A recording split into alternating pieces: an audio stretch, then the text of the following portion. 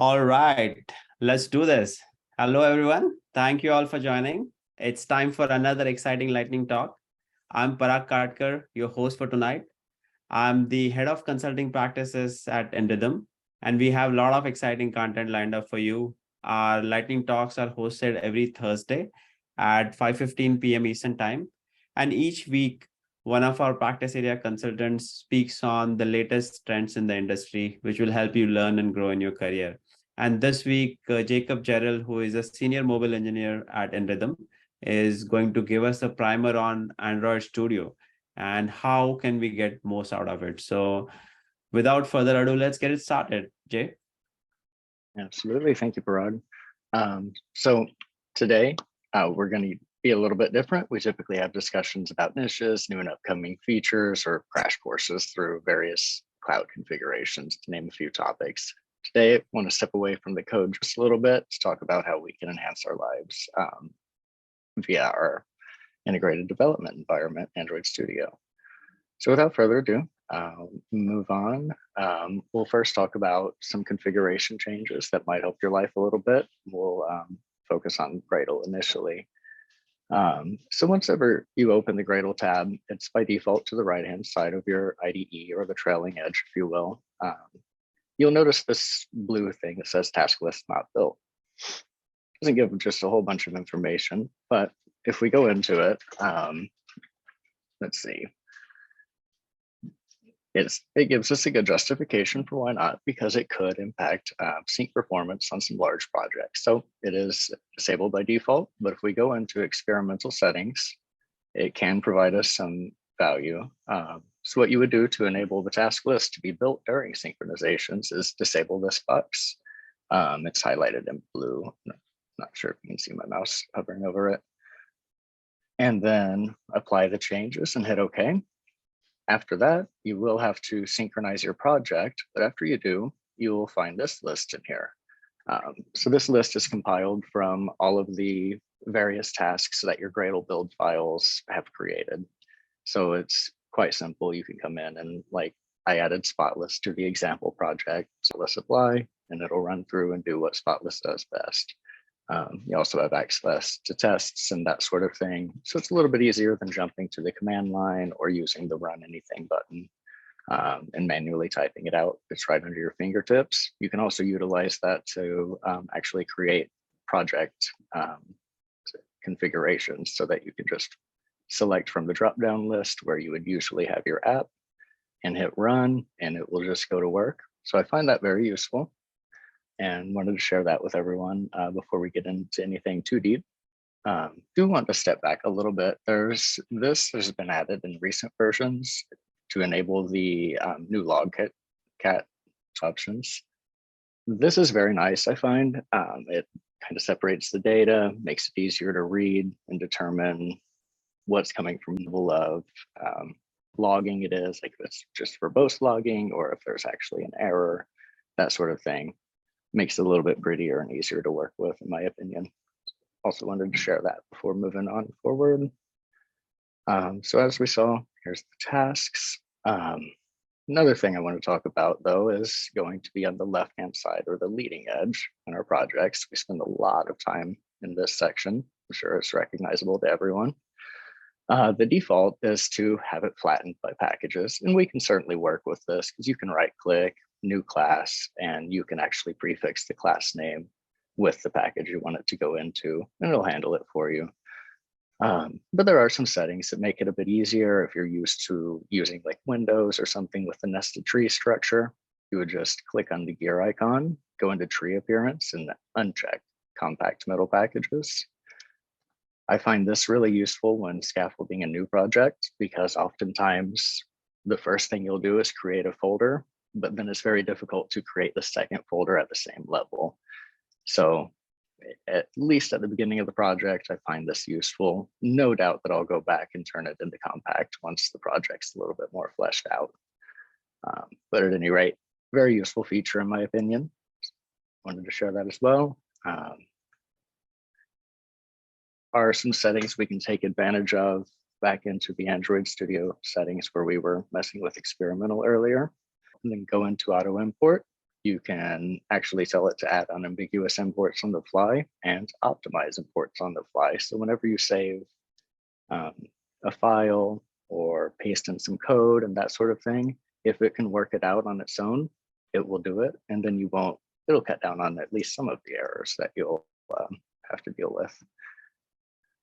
And then secondly, wildcard imports, just a bit of an optimization step for perhaps improved compile times for some larger projects. And maybe just a bit of a pet peeve of my own. It's very close. If you scroll down just below that and expand out to Kotlin, here you can see that I've already made the change to use single name imports. You can, of course, bump up this number here. If you hit like a certain number of objects from a particular package, it will still do a wildcard. That way you're not like flooding it. And a good example that they set in as a default is Ktor. If you're using Ktor in a file, you're likely going to be importing lots and lots of things from that shown on the screen here, but Java is also another package that they include as allowable. If you've set up Spotless to disallow wildcard imports, these will get in your way. So you may want to remove them if that's your configuration, or add an exception for those if you would like to maintain that functionality for those few packages they've selected. Very useful. So this is, in my opinion, something quite exciting. I find this tool to be highly underutilized. It's called the application inspector. It very likely lives at the bottom of your screen. Before I demonstrate how useful it can be, I'll set up a rough project. We'll use a default or a public jokes API just to flesh it out so that we can demonstrate a little bit here. Feel free to follow along, of course, if you've already have a project configured. At any rate, let's go on. So here I've set up very basic interface using retrofit to call out to the API, and then added in the repository to set up the configuration for retrofit and add the service and requests that our view model will call into.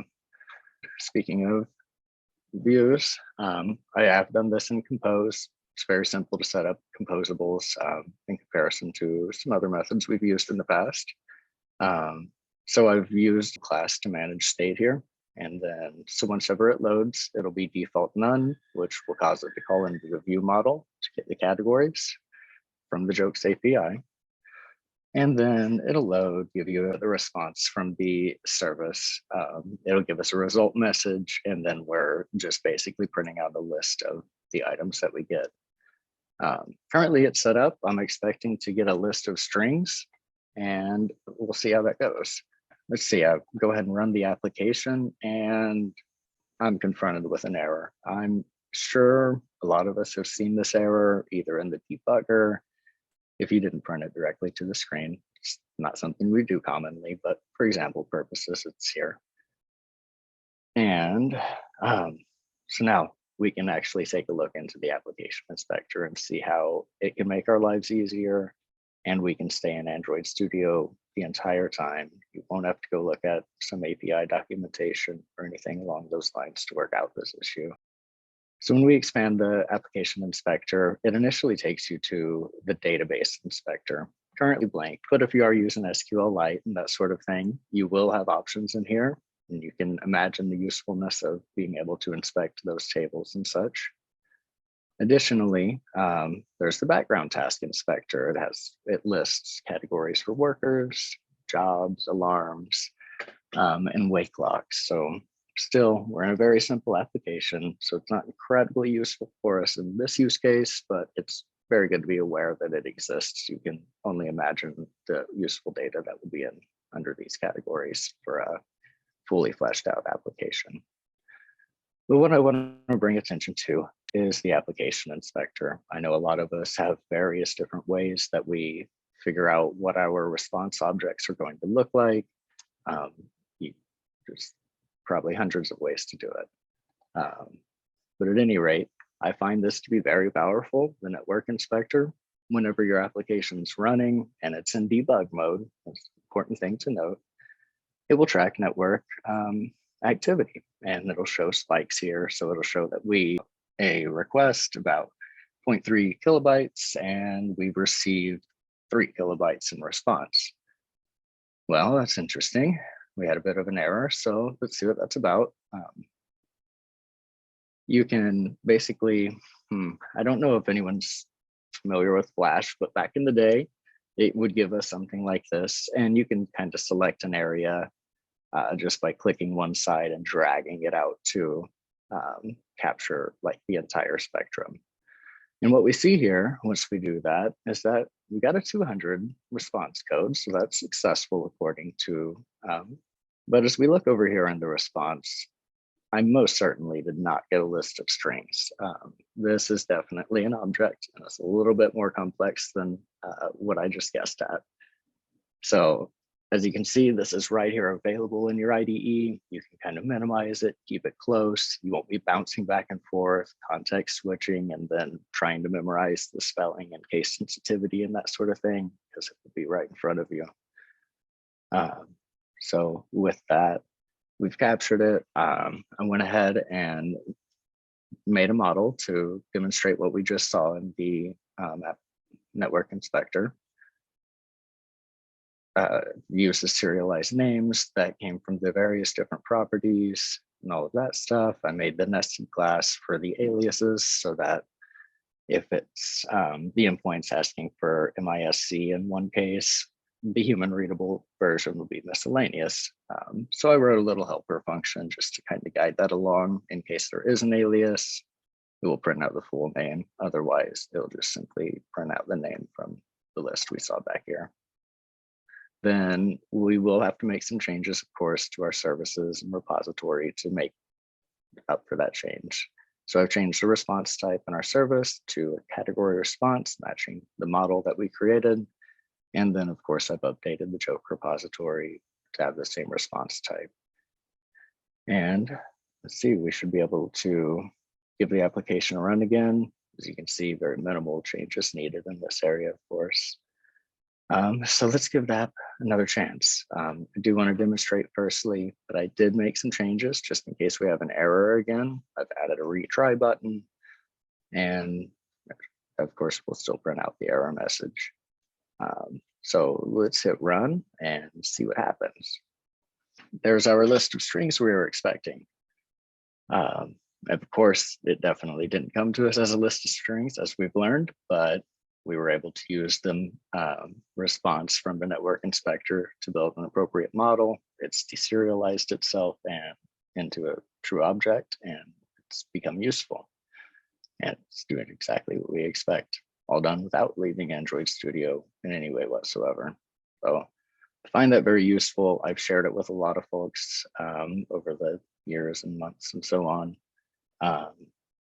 Remarkably useful tool in the Android Studio IDE.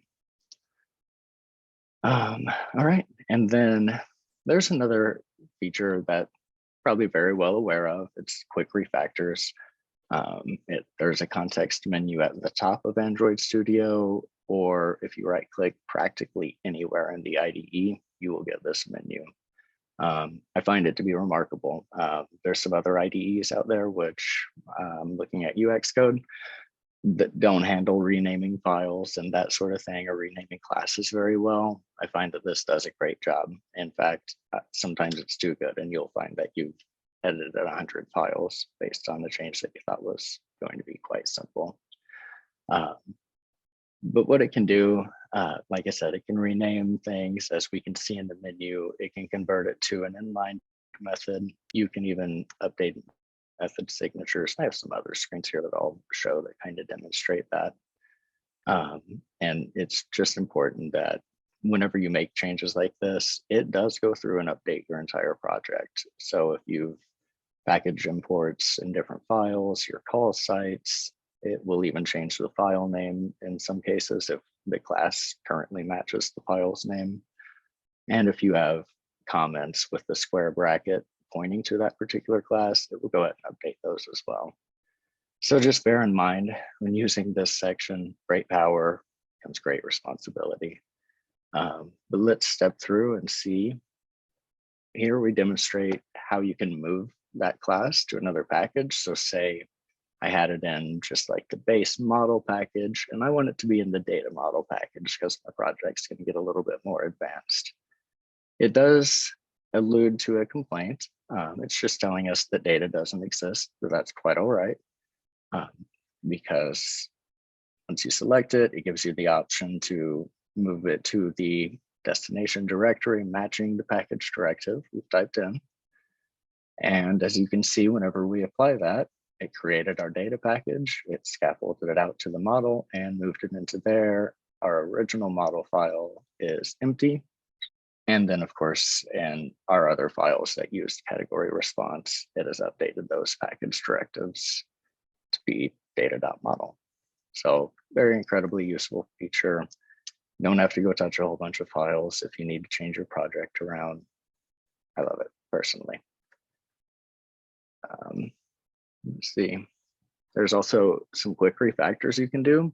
I find this really neat. If you'll remember from the object that we created, I had a nested class called alias category. So you can actually select move, which will allow you to pull it up to another level or even move it, as you can see, directly into another class. So very useful. Didn't do it at this time because it made sense to just kind of keep it nested in there. It's very specific to the endpoint that we were calling.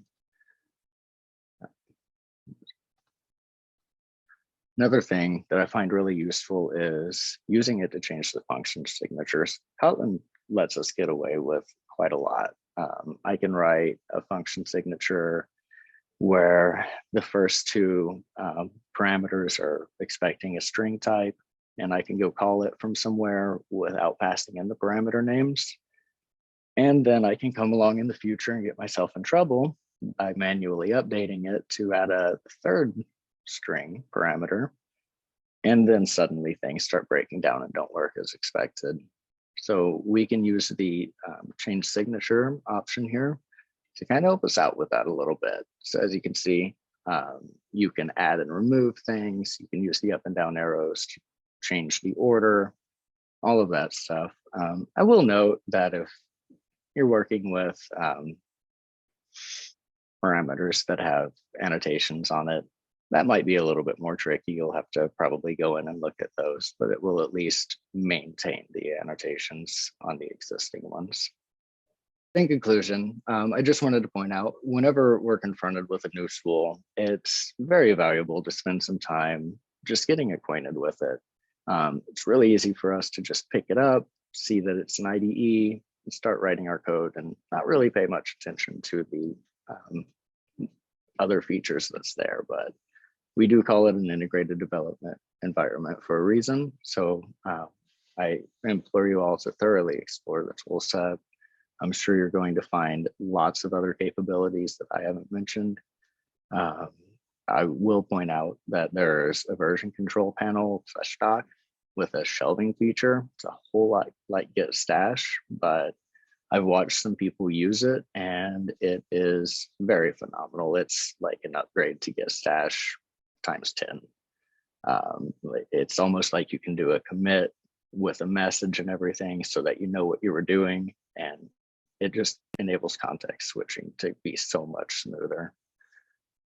I did leave some useful links here. We have an overview from the Android developers website for using the network inspector. It goes into great detail.